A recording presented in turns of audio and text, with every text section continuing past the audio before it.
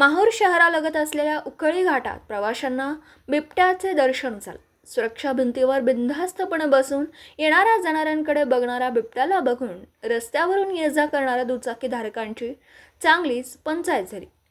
समाज माध्यमावर video viral झाल्याने संपूर्ण शहरात भीतीचं वातावरण पसरलं। वन विभागाने तात्काळ बंदोबस्त करावा अशी मागणी होती।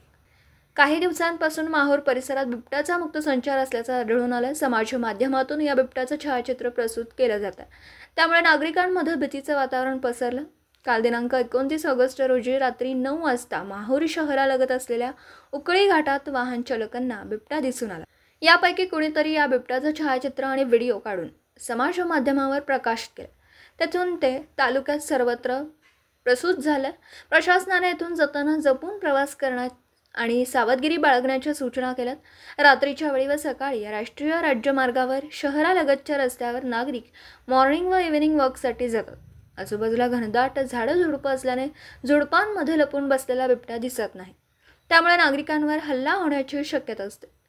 या परिसरातून ये-जा करताना रात्रीच्या वेळेस सावधगिरी बाळगावी असं आवाहन वन परिक्षेत्र अधिकारी रोहित जाधव यांनी नागरिकांना केलं।